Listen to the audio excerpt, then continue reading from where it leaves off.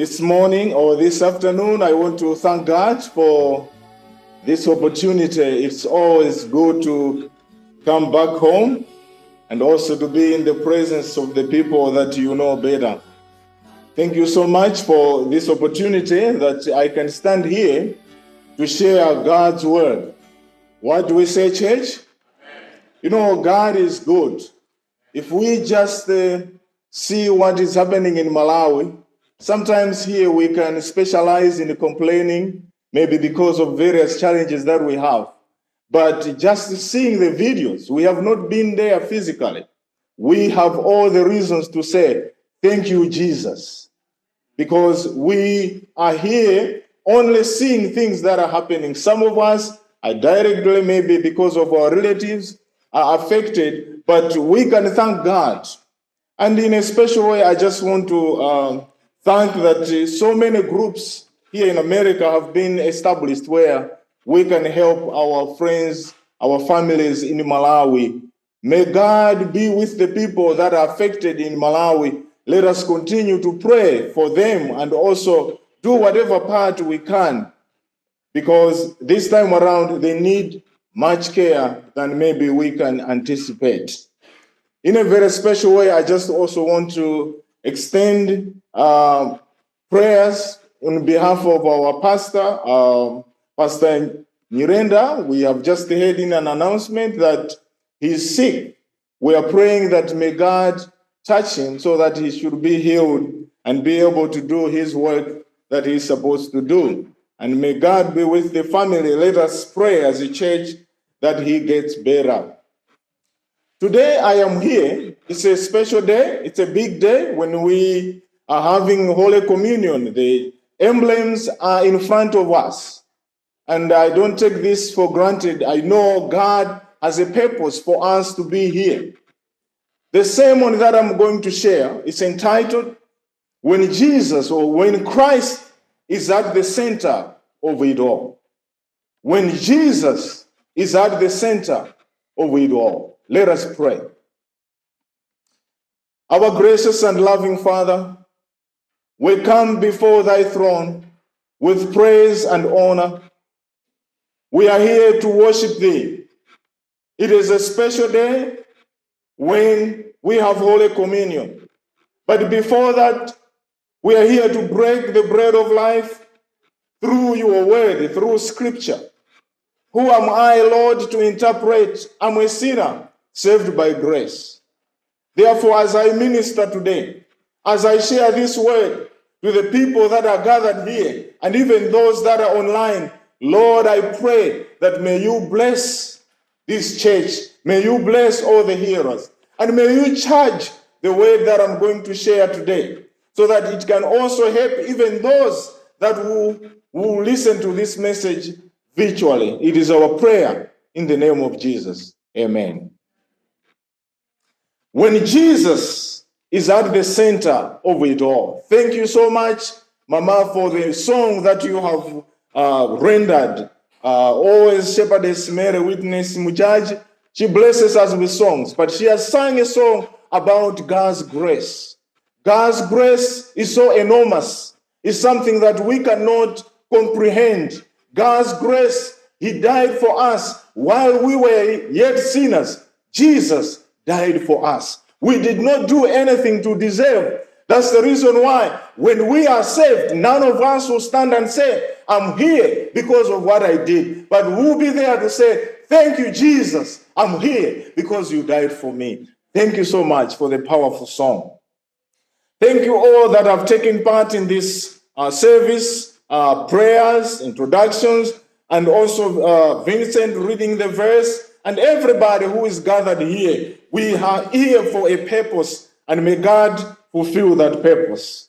The opening verse that Vincent read, I'm just reading just to emphasize. John chapter 1, verse 1 up to 5, the Bible says, in the beginning was the Word, and the Word was with God, and the Word was God.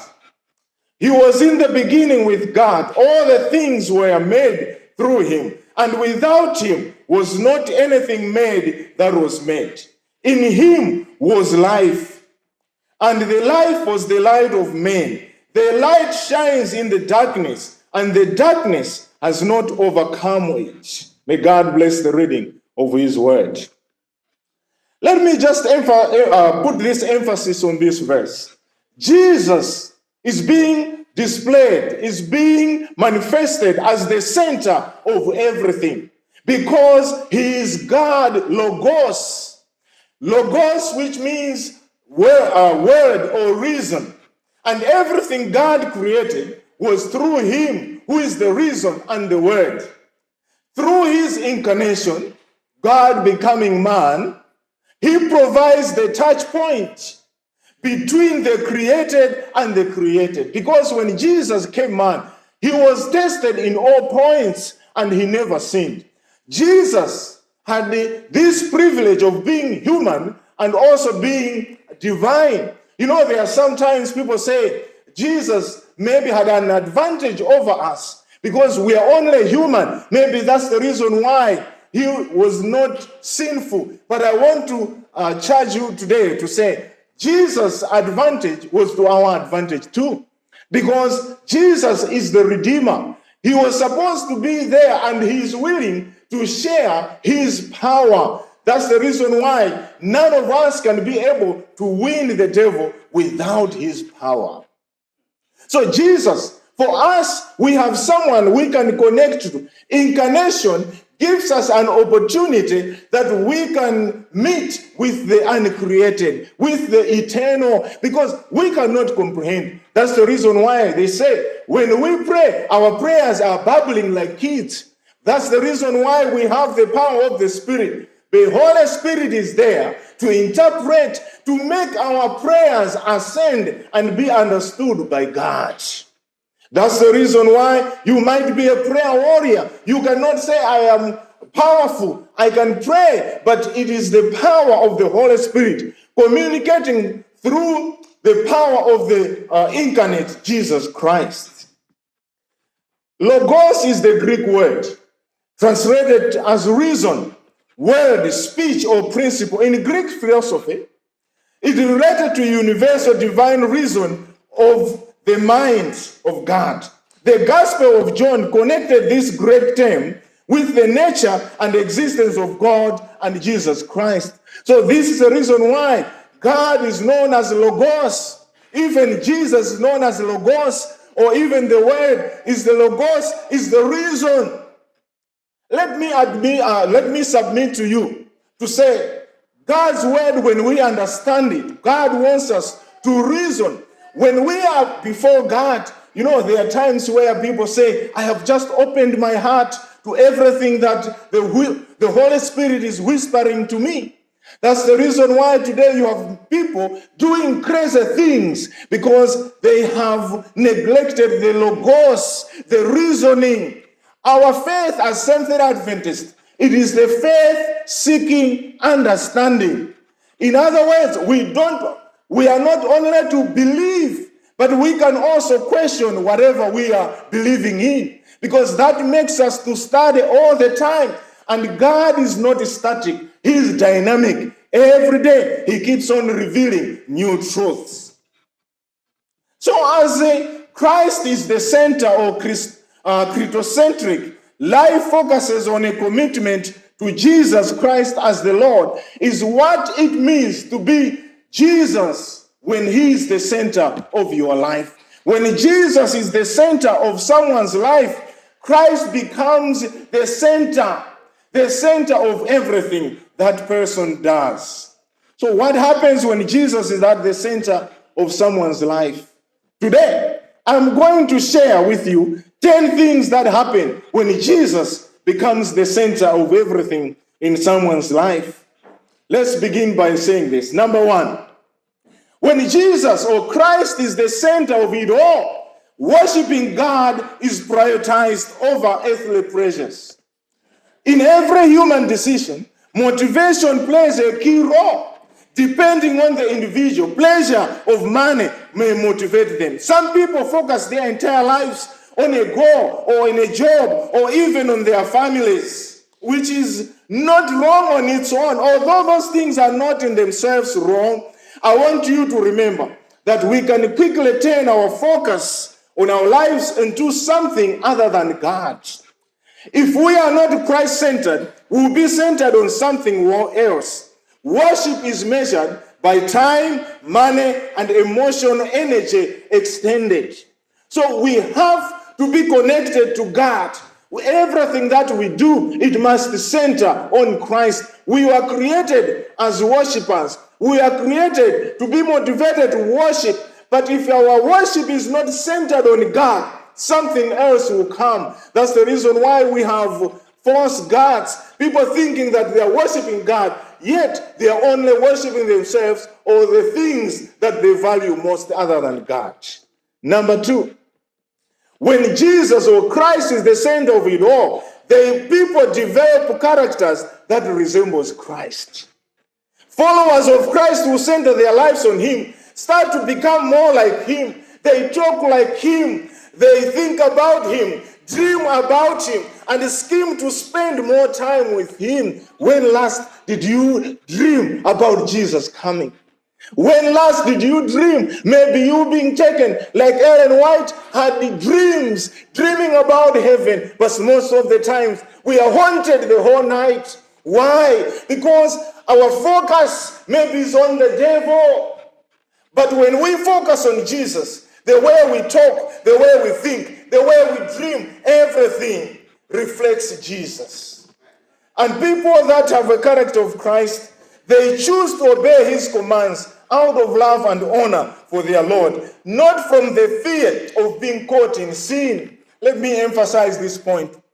Many of us, maybe we don't sin, not because we have no power or we cannot sin, but because we are afraid of the cops. We are afraid of the police, or we are afraid of being seen.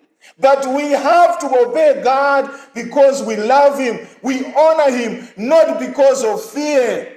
That's the reason why they say, if you have never had a chance of being someone, a custodian of millions of money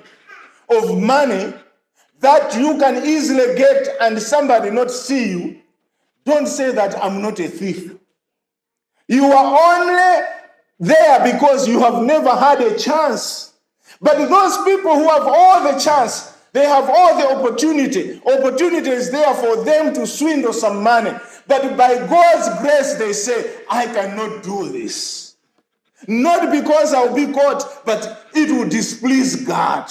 Joseph is a good example. When he was tempted, he said he cannot do that to sin against the master, but even God.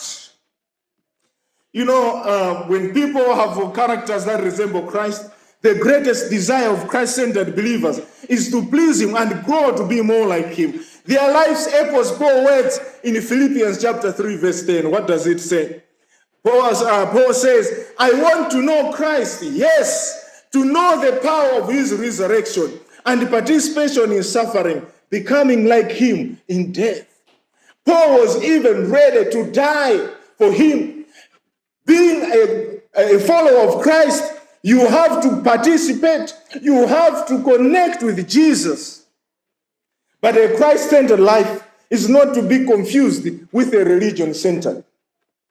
Avoid the Pharisee trap. The Pharisee trap, a religion that strives for supremacy, attention, and glory based upon performance. It keeps score and judges itself and others by self-made standards. Christ-centered lives rest in the finished work of Jesus on their behalf, and they yearn for holiness to stay close to him. Hebrews chapter 12, verse 14. The Pharisees, their worship was only there to be seen. They established their own standards, and they felt so good after they fulfilled. But life that resembles Christ, you always put Christ first. This point reminds me of how Jesus says, Matthew chapter 7, verse 16, you shall know them by their what? By their fruits. Sometimes it is very difficult. Man can create, man-made religion can easily be something that people can be confused with. We can have all the godly looks, but Jesus looks beyond our looks. He goes inside us. This familiar figure is wonderfully expressive. Not leaves, professions, or appearance are the proper taste of life in the tree, but the fruit it bears. We shall be known because of the fruits that we bear, not what we preach, not what we have in our constitution or even in our church or our books, but what fruits are we giving out to the people? We can preach like in Malawi. We can say we know the truth, but people right now are not looking maybe for the only powerful preachers, but they are looking for someone who can touch their lives. They say you cannot reach someone's life before you touch their physical needs. There is no way you can have your church, let me say this, you can have your church with padlocks locked when the people are out there, no place to sleep, and you go there, I am here to preach about Christ.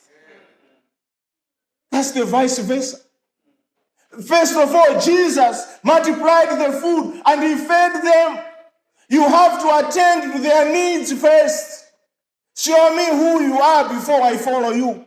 The church today need to know, I always say there's a theology for calamity. There's a theology for disaster. Some of these disasters that come, it's God's opportunity for us to reach others. But sometimes we miss it. We miss it because there are so many people right now that are stranded. What are we doing as a church? The church in Malawi, what are we doing as individuals? What are we doing as a church? Our churches, are there sites or refuges where people that are stranded can find shelter? Sometimes we are worried about missing the church service on Sabbath. Because if we accept these people that are stranded in our church, it means that Sabbath, there is no church. We may be concerned. It is a day when we are collecting funds and everything. All those concerns. But we should focus on Jesus. When Jesus is the center of everything, saving humans becomes the priority. Amen. You can miss a church service, but don't miss an opportunity to minister to someone. For believers to bear fruits, we must abide in Jesus. Without the vital connection to the vine, we will not be able to bear many fruits. There is no other option. No one can produce genuine fruit without dependence on Christ. For believers to bear fruits, they need to be connected. Unfortunately, by emphasizing the fruits and neglecting the roots, many have forced themselves to show fruits. The problem is that because these characters are not rooted in Christ, they fall apart at any small challenge you face. I want you to understand. The church has done a mistake of emphasizing more on the fruits, but we forget the roots. The roots is Jesus. Even if the branch is big or the leaves are there, but if it's not rooted in something that is bringing water, feeding that tree will die.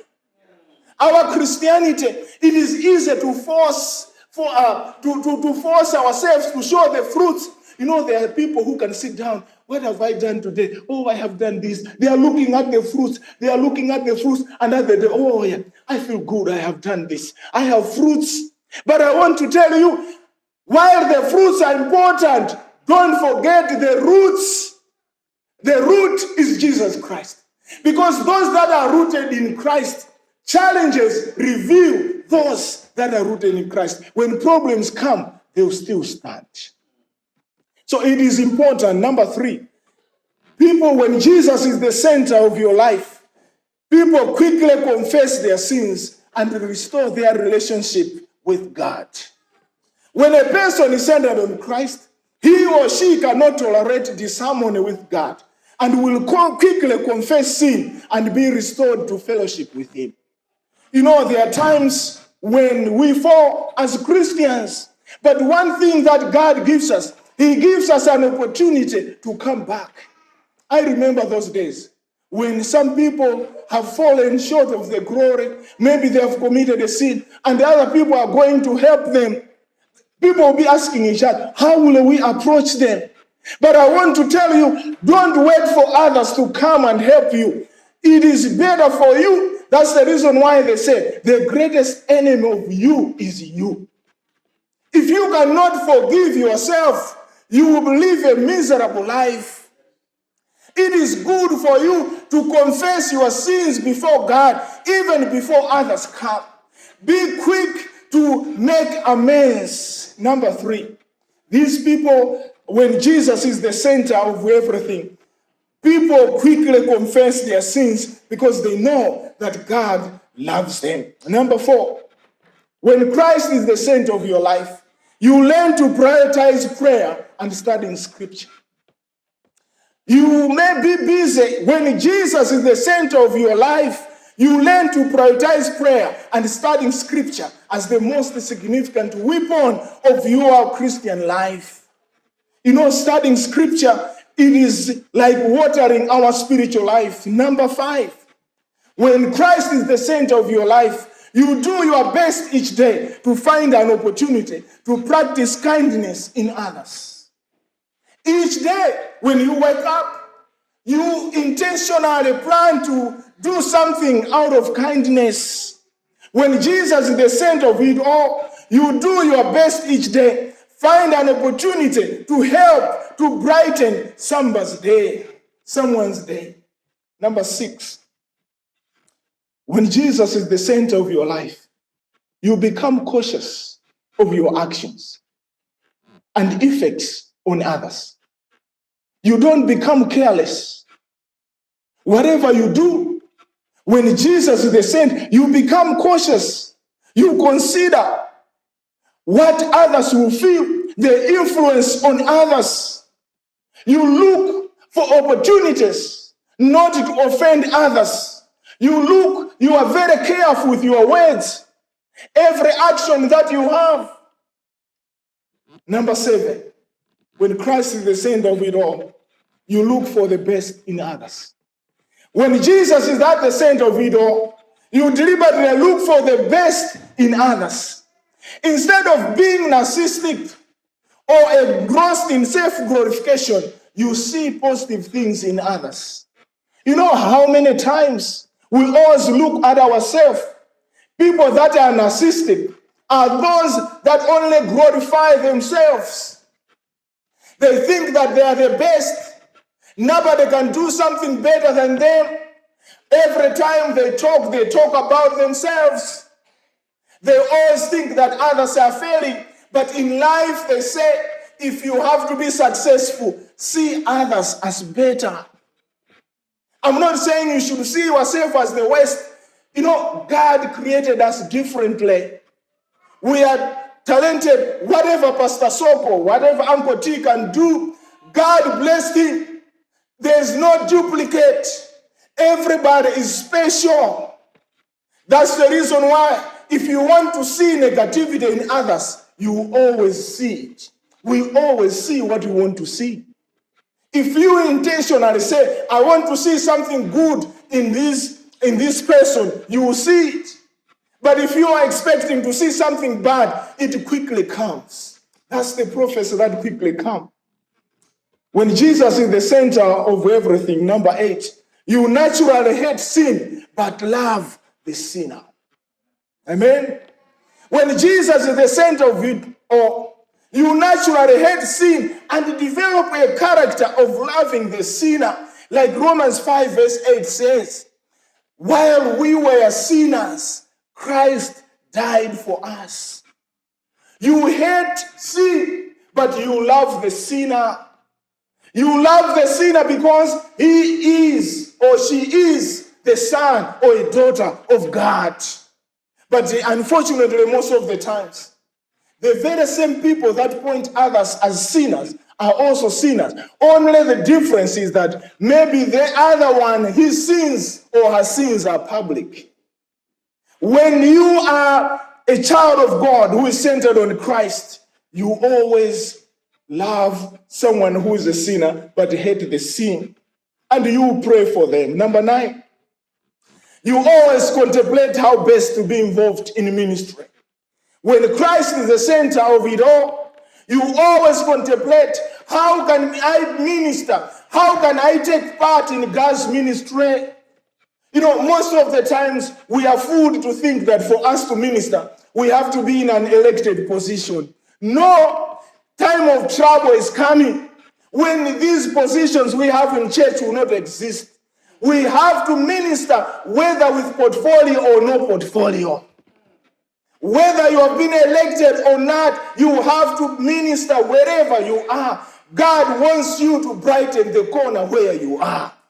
Don't wait to be in positions. People fight for positions. We have seen people fighting in church because of positions, but these positions will only live here. At the end of the day, God looks at our hearts and how we have ministered. Each day when you go to a shift, each day when you go to school or when you go to work, find an opportunity to minister to someone. It might be even in kindness or even just helping them. And they ask you, who are you? Sometimes our character is the one that can draw people to Christ. The final point is this. When Jesus is the center of it all, he chooses. People choose to give thanks and sing praises to the Lord. Amen. People choose to sing and praise God. When Jesus is the center of it all, you look for opportunities to turn the conversation to the spiritual and even to praise God. Anytime that you see an opportunity to praise God. Do we have reasons to praise God in Malawi yesterday, church? Yes, God has blessed us with life, has blessed us with accommodation, has blessed us with this place. There are so many good things we can thank God for. But I want to challenge you that I am exceedingly happy to declare that we are more conquerors. We are more than conquerors with Jesus when he is the center of our lives. Because he becomes the problem solver, as he says on Romans 8, verse 37. When Jesus is the center, we are not afraid of anything. We might face trials, but Jesus is the center. Let us be rooted in Jesus Christ, because we shall always be supplied. Jesus is not promising us a life without challenges, but he assures us this. Once we place him at the center of our lives, challenges will only purify our lives and crystallize our faith. When bamboozled by problems and our nation plummeted by a disaster that has decimated so many lives and dispossessed many people of their value, we will be able to say, thank you, Jesus, for giving us this opportunity to live. These have come to prove our genuineness of our faith, of greater worth than gold, which perishes, even though refined by fire, may result in praise, glory, and when Jesus Christ is revealed, we shall have reasons to still thank God. Right now, someone who is in Palombe, Chiringa, I was so touched when I heard, I know that place, a place in Palombe known as Nkurambe. When they said almost 141 pupils, students were washed away. Just imagine, even one student dying at a school, the whole school is concerned. Now the school opens, 141 students are dead. What kind of a situation is that? How will the students be? In Malawi, we don't have even people who help in mental issues, because this time around there's a crisis. A lot of people, it will be very difficult for these young ones to process, brethren.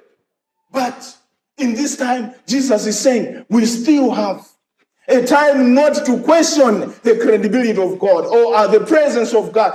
We still have to say, thank you, Jesus, because you have given us this opportunity. We have given us this opportunity to see how bad the devil is. This must make us to say, Jesus, come back soon.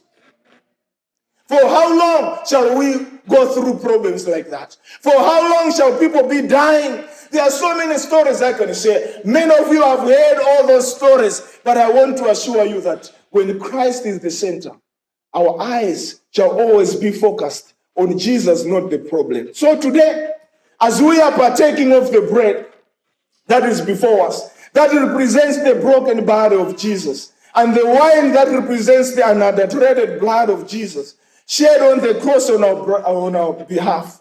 Let us agree on one thing. Let us make Jesus the center of everything. And everything in our lives shall be transformed. Relationships that are broken shall be mended. And worship services shall be exciting. And healing to all the parishioners or the attendees. Fear of the unknown shall creep away. And this place shall be a small heaven where all shall welcome to join this congregation. May God bless you all as we transition to foot washing service and come back for Holy Communion. I want to assure you that Jesus, when he's the center, everything becomes pure. May God help us so that we take Jesus as the center. This Holy Communion has been prepared for all of us. Sometimes we ask ourselves, am I worthy to partake? Maybe we think that, I'm a sinner. This is not for saints. It is for people that realize that I'm a sinner. I want to partake in the blood. I hope you and I are ready to partake. How many of us want Jesus to be the center of our lives? If it is your prayer, can you stand up with me as we pray? Thank you, Jesus. When Jesus is the center of our lives, everything will change. Like this song says, turn your eyes upon Jesus, look for his wonderful fame, and the things of the strength grown to dream in the light of his glorious reign. Let us pray. Gracious Lord, Redeemer, we want to pause for a moment to thank you for this opportunity that you can be the center of our life. You created us as Logos. Everything came because of you. Our hearts are troubled because of various challenges. As immigrants from Malawi, where the Fred cyclone has decimated so many lives, even property. There are people now that do not have shelter. Lord, it is very difficult for them to convince about your love, to convince them that you love them. Because they don't see their mother, they don't see their kids. Some of them, their entire life or entire village is gone. How will you convince the survivors, the people that are left to know that you are a loving God? Let them, Lord, know that you promised us abundant life, but the devil is a thief who comes to steal people's joy. Restore the joy in them. Let them, instead of focusing more on the trouble, because when Peter focused on the storm, he started drowning.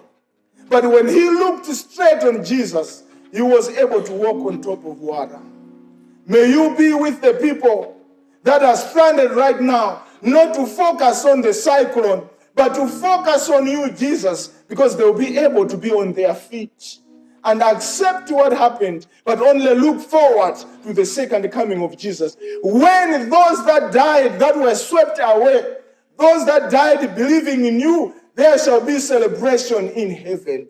Let this calamity teach us, Lord, that today is the very important day. Tomorrow is not ours. Help us, Lord, as we transition into the Holy Communion. There is a service that is coming, foot washing, which only represents the small baptism, because we are going to wash each other's feet, which is a symbol of servant leadership and also servicing one another. As we will be doing that small baptism of washing our feet, may you wash our hearts too, so that when we come back and partake on these emblems, our hearts shall be gladdened by it. Be with us and bless the entire church and those that are out there. It's our prayer in the name of Jesus. Amen.